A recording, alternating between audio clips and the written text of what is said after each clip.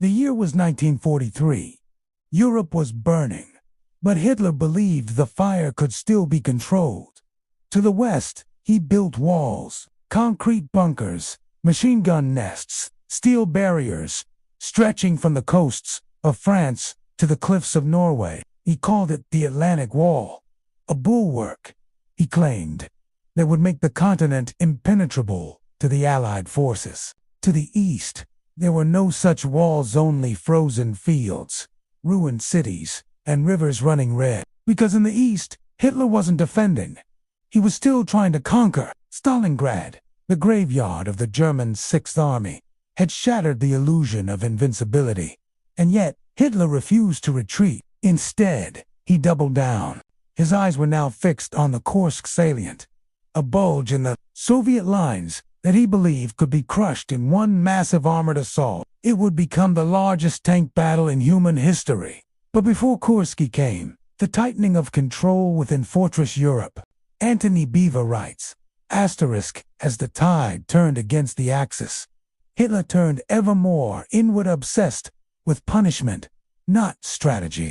In occupied nations, Nazi tyranny, the Gestapo increased arrests, public hangings became common, and resistance fighters were executed by the thousands. In France, entire villages were burned to the ground in reprisal. In Italy, fascist control was cracking, and Hitler prepared to intervene.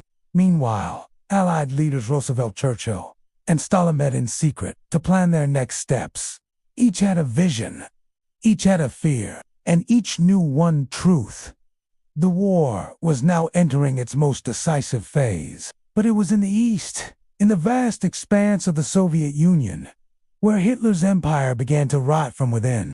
The Soviet people had suffered beyond comprehension. Over 20 million dead, cities erased, families shattered. But their will had not broken. Factories once located in Ukraine or Belarus had been dismantled and transported thousands of miles east, beyond the Ural Mountains, where they were reassembled by hand and put back into production. Soviet tanks, aircraft, and artillery now poured from these hidden industrial zones with relentless speed. Stalin, brutal but calculating, recognized that this was their moment. Kursk would be the turning point not just of the Eastern Front, but of the entire war. On July 5, 1943, the German offensive Operation Citadel began. It was supposed to be a surprise, but Stalin already knew.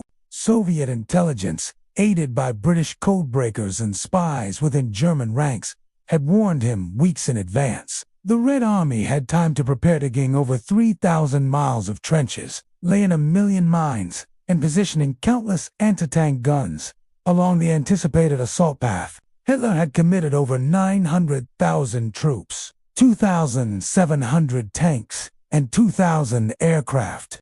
But the Soviets were ready with over 1.3 million men, 3,600 tanks, and a force of determination forged in the fires of Beevor describes the opening day as asterisk, an explosion of steel and flame, where the sun itself was hidden by the smoke of war. The Germans advanced with precision, but every mile was a death trap. Soviet mines ripped apart Tiger tanks, artillery rained down from Dugin batteries, and Soviet counterattacks began almost immediately. The Germans tried to break through at Prokhorovka, the heart of the salient boot. They walked into the jaws of one of the greatest tank engagements in history. On July 12th, over 1,000 tanks clashed in close-range combat. The thunder of cannon fire echoed 4 miles. Tank crews fought until their machines exploded or their ammunition ran dry. The German momentum stalled, and then it broke. Within days, Hitler called off the offensive, not because of the battle itself, but because of shocking news from Italy. Benito Mussolini had been deposed. The Italian king, sensing the collapse of fascism, had Mussolini arrested. The Italian people, tired of war and betrayal, began to rise against the remnants of the regime, and Allied forces, already planning landings in Sicily, accelerated their invasion plans. For Hitler, this was a nightmare. He had lost the initiative in the East, and now Italy, Germany's oldest axis, was crumbling. In a panic, Hitler diverted a lead, freeing Mussolini from captivity and installing him as the puppet head of a new fascist government. But the damage was done. Italy would soon switch sides, and the southern gate to fortress Europe had been kicked open. Back in the Soviet Union, the Red Army seized the moment. With Operation Citadel dead, Soviet forces launched their own offensive Operation Kutuzov city after city was liberated. German units, once proud and disciplined, now found themselves retreating through scorched fields and burned-out villages, hounded by partisans and bombarded by Soviet artillery. By autumn 1943, the Soviets had crossed the Dnieper River and reclaimed Kiev. Beevor writes, the retreat became an unraveling, and in that unraveling, Hitler's fantasy of a 1,000-year Reich began to fade into smoke. But even in retreat, the German army remained lethal. Entire Soviet divisions were destroyed, and civilians caught in the middle continued to suffer unimaginable horrors. And in Berlin, Hitler became more isolated, his decisions more erratic, his generals more fearful. He issued orders for no retreat, condemning entire armies to annihilation. He replaced competent commanders with loyal fanatics. He had ignored intelligence, trusted no one, and clung to fantasies of miraculous new weapons that would turn the tide. The world was changing, but Hitler could not, and as winter approached, so too did the next wave of Allied assault, this time from the West. But that is where the next part of our story begins. By the summer of 1943, Hitler's dream of fortress Europe had begun to fracture, but the cracks were not coming from the beaches of Normandy or the skies over Berlin. They were forming in the soft underbelly of the Axis, Italy. On July 10, 1943, as Soviet troops pressed westward in their summer offensive, Allied forces stormed the beaches of Sicily in a bold amphibious assault known as Operation Husky. It was the largest amphibious invasion in history until D-Day. The following year, under the scorching Mediterranean sun, American and British troops landed on opposite flanks of the island. General Patton led the U.S. 7th Army in the west, while British General Montgomery advanced from the southeast. The goal was simple: punch a hole in Axis Europe, force Mussolini's Italy out of the war, and open a path to the European mainland. But it wouldn't be easy. Sicily's rugged terrain favored the defenders, and the German paratroopers and panzer divisions stationed there were some of the Wehrmacht's finest. Resistance was stiff. Town by town, hill by hill, the Allies pushed forward. Air superiority allowed them to strafe and bomb enemy columns, but the Germans fought with grim discipline. Civilians fled into the mountains. Axis convoys burned on twisting roads. And through it all, Mussolini's grip on power eroded rapidly. Back in Rome, the Italian government collapsed from within. On July 25, 1943, barely 2 weeks after the Allied landings, Benito Mussolini was arrested, on the orders of King Victor Emmanuel III. Italy's fascist Grand Council had turned on him. His own security forces betrayed him. One moment, he was doomed. The next, he was a prisoner in an Alpine resort, hidden by his former allies. To Hitler, it was unthinkable. His old comrade in fascism, Beevor writes, Mussolini's fall wasn't just a political shift, it was a psychological blow to Hitler. It shattered the illusion of invincibility among the Axis. Fearing that Italy would now surrender and join the Allies, Hitler acted fast. German forces executed Operation Axe, occupying northern and central Italy within days. They disarmed Italian troops, seized key airfields, and prepared for what they now saw as inevitable an Allied invasion of the Italian mainland. But first, they would rescue Mussolini. In one of the war's most dramatic special operations, Otto Skorzeny, a daring SS commando, led a glider raid to free Mussolini from his mountain prison in Grand Saint. Without firing a shot, they landed on the rocky plateau, overpowered the guards, and whisked the former dictator away in a light aircraft. Soon after, Hitler installed him as head of a new puppet state, the Italian Social Republic, based in the German-occupied north. But the old magic was gone. Mussolini had become a broken symbol, a shadow of his former self used now only to legitimize German occupation. Meanwhile, the Allies seized all of Sicily. General Patton, bold and controversial, had pushed ahead of Montgomery, capturing Palermo and racing toward Messina. His aggressive tactics drew both praise and criticism, but the island fell faster than expected. The success of Operation Husky led to the next logical step: invade Italy itself. On September 3, 1943, British troops under General Montgomery crossed the Strait of Messina and landed in southern Italy. The Italian government, now under Marshal Pietro Badoglio, had already begun secret talks with the Allies. 5 days later, Italy formally surrendered. But there would be no easy peace. As Beevor notes, Italy's surrender created chaos, not liberation. German forces quickly took over vast regions of the country. They began disarming Italian troops and executing those who resisted. Entire Italian divisions were marched into captivity. In some cases, they were massacred on the spot. Then came the Allied landings at Salerno. American and British forces came ashore to fierce resistance. German tanks and machine guns poured fire into the beaches. For a moment, it seemed like the invasion might fail. But with heavy naval bombardment and reinforcements arriving fast, the Allies held on and pushed inland. The fighting in Italy was unlike anything the Allies had experienced so far. It was not swift nor clean. The rugged mountains, narrow roads, and medieval towns turned every advance into a bloody crawl. German defensive lines, especially the Gustav Line, were fortified with concrete bunkers, minefields, and artillery dug into rock. Progress came at a terrible cost. As winter set in, Allied soldiers battled not just the Germans, but rain, snow, and disease. Mud-clogged vehicles, wounded men froze before they could be.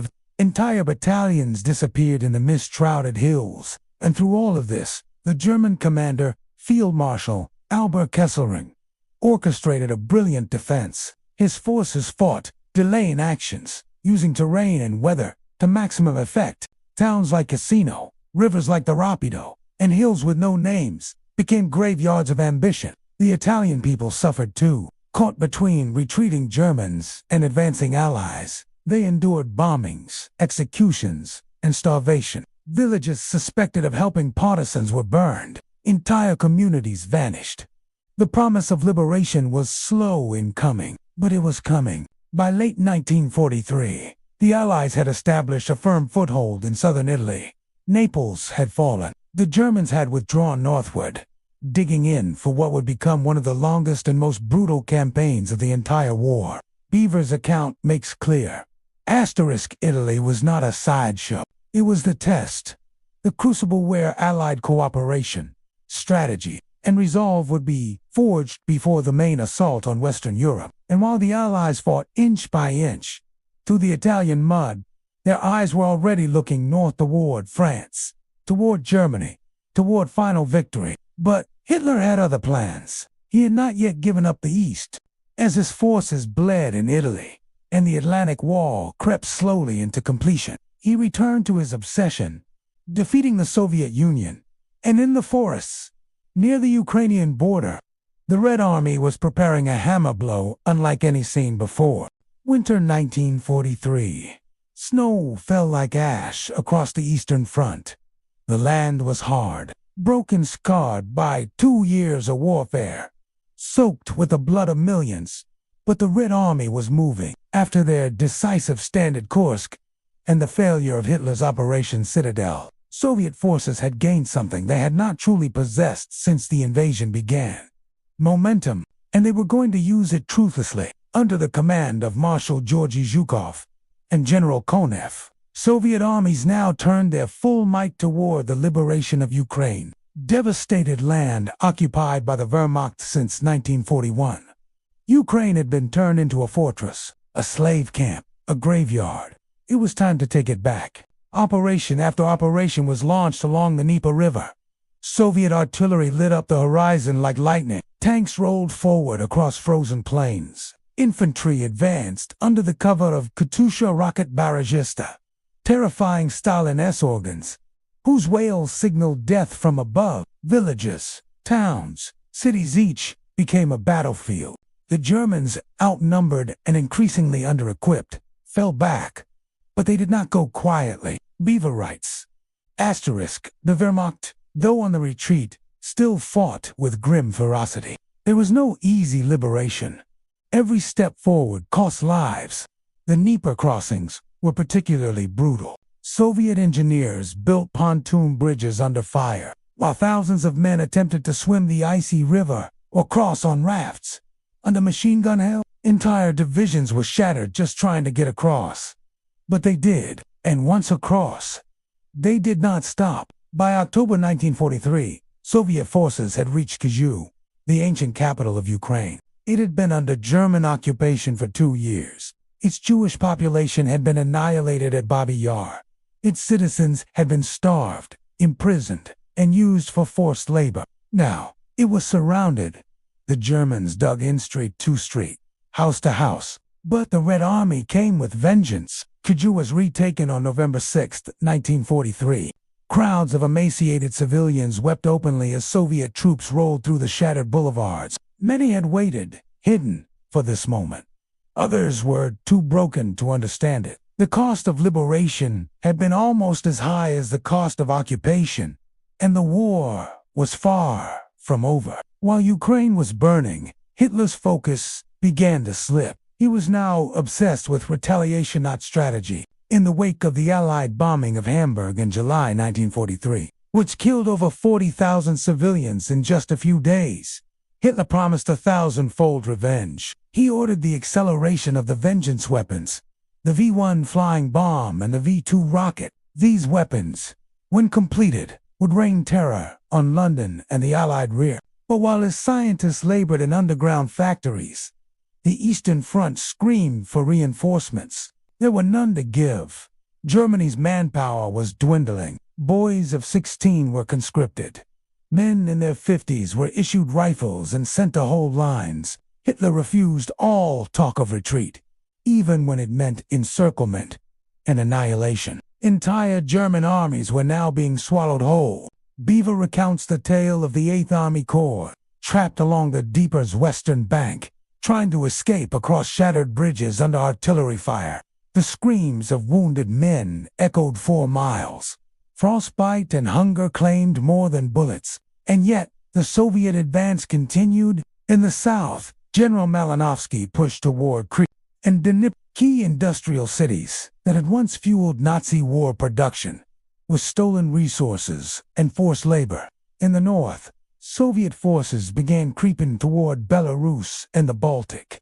Every kilometer gained was stained with blood. Villages liberated one day were shelled the next. Partisans sabotaged rail lines, ambushed convoys, and reported troop movements, sacked great cost. The German response was savage. Entire communities were burned as reprisal.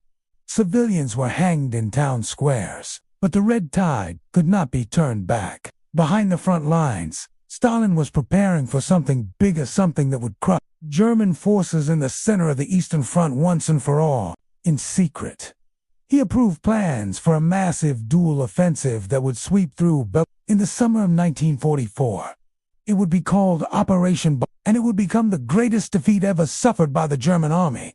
But that was months away. For now, the Soviet strategy was simple. Keep pushing, keep killing, keep bleeding the Reich.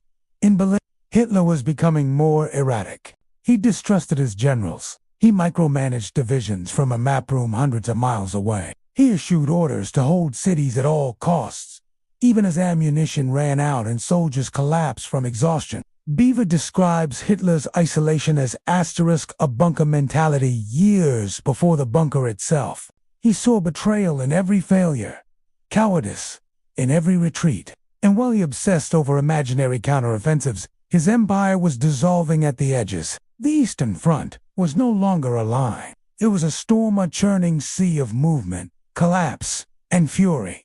And as 1943 drew to a close, a grim reality emerged. The Red Army wasn't just defending anymore. It was coming for revenge, for justice, for the motherland. And soon, it would reach the gates of Germany itself. But before that, the Allies in the West were preparing to breach the walls of Fortress Europe, and in the skies above, the fires of strategic bombing would reduce Hitler's cities to ruins. As the Red Army carved its way westward through Ukraine, Belarus, and the Baltic, another war less visible, but no less brutal, was raging in the skies above Western Europe.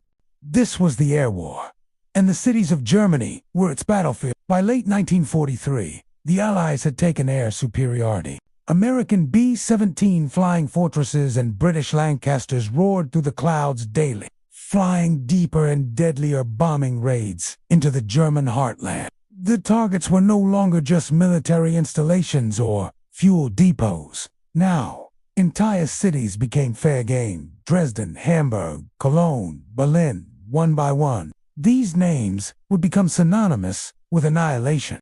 The raids were vast, sometimes involving over 1,000 aircraft at once, and they were systematic. The goal: to cripple Germany's industrial base, demoralize its population, and force Hitler's regime into collapse through sheer destruction. But war from the sky came at a terrible price. Civilians perished by the tens of thousands, families incinerated in firestorms. Ancient city centers reduced to smoldering ruins, hospitals, churches, schools collateral, in a war with no more boundaries. In Hamburg, during Operation Gomorrah, Allied bombers unleashed over 9,000 tons of explosives in a single week in July 1943. The resulting firestorm reached 1,500 degrees Fahrenheit, sucking oxygen from entire neighborhoods and suffocating those who tried to hide underground. Over 40,000 people died, Antony Beevor wrote. This was no longer just war. It was obliteration. The moral debate over these bombings continues to this day. But at the time, Allied leaders saw it as necessary, a brutal tool to bring down a brutal regime. Meanwhile, Hitler was desperate to respond. From underground factories in Peenemünde and later in the Mittelbau-Dora concentration camp, Germany began producing the V-1 flying bomb and the more terrifying V-2 rocket, the world's first long-range ballistic missile. The V-1, known as the buzz bomb, was fast and noisy, but could be shot down. The V-2 was different. It traveled at supersonic speed. No warning, no defense. One moment, silence. The next explosion, crater, death. These vengeance weapons were launched against London, Antwerp, and thousands were killed. Thousands more lived in constant fear. But for all the terror they brought, they came too late to change the course of the war. Germany's industrial base was disintegrating. The Ruhr, the center of German armaments and steel production, was pounded daily. Ball-bearing factories, oil refineries, train depots all were targeted. Production slowed. Fuel became scarce. Even Hitler's prized tanks could not be completed or deployed fast enough. The Luftwaffe, once feared, had been bled dry. Without fuel, without pilots, and without planes, Germany's skies were left undefended. Still, resistance remained. In Berlin, Hitler hunkered deeper into his fantasy of victory. He issued orders to rebuild armies that no longer existed. He summoned plans for super weapons, even as his scientists pleaded for more time and resources. He trusted no one, not even his closest generals. The SS, ever loyal, began to take more control. Concentration camps expanded. Resistance within Germany was crushed, and those who dared to question the Führer's judgment, whether civilians or commanders, disappeared into the shadows of the Reich. The Allies were preparing their next move. The final breach of Fortress Europe. Across the Channel, in southern England, American, British, Canadian, and Free French forces amassed in secret. Operation Overlord, the long-planned invasion of Nazi-occupied Francois, entering its final phase. Landing craft, tanks, and divisions poured into staging areas. Airborne units trained for night drops behind enemy lines. Hitler knew an invasion was coming, but he didn't know when or where. The Allies fed him a web of lies. Operation Bodyguard, a deception plan designed to mislead the German High Command. Fake armies, dummy radio traffic, false intelligence reports. Hitler remained convinced that the real attack would come at Pas-de-Calais. This would be his most fatal mission. But even as he awaited the assault from the west, his eastern front was collapsing. Cities like Kharkov, Dnipro, and Poltava had fallen. The Soviet advance was methodical and massive. Supply lines were stretched, but the momentum was unstoppable. German divisions, once elite, were now exhausted, and often composed of conscripted teenagers or foreign auxiliaries. And still, they fought. Beevor notes, the Wehrmacht, even in retreat, retained a lethal edge, but it was now bleeding to death. In the Balkans, partisan uprisings by figures like Josip Broz Tito in Yugoslavia were tearing apart German control from within. Entire garrisons were tied down hunting guerrilla fighters, while Allied commandos supplied them by air. Italy remained a grueling campaign. The Gustav Line had finally broken, but at immense cost. Monte Cassino, a 4-year-old monastery, had been bombed. Rome was within reach, but it was no victory parade. It was a funeral march through mountains and mud, and still, Hitler refused to yield. He believed that if Germany could hold out through 1944, internal divisions among the Allies might collapse their unity. He hoped that Roosevelt might lose the upcoming American election. He dreamed of turning the Western Allies against the Soviets. But these were fantasies born of delusion, not strategy. Germany was shrinking, encircled, starved. Fortress Europe, once an empire of fear and might, had become a cage. Its architect, Adolf Hitler, now ruled from bunkers and dreams, watching as his empire died one city, one soldier, one hope at a time. And as the summer of 1944 approached, the final act was beginning. Across the Channel, thousands of ships were preparing to sail. In the east, the Red Army sharpened its claws for Operation B. And in the skies, bombers lined up to finish what they had begun. Europe trembled, because the firestorm was not over yet. It was about to ignite everywhere.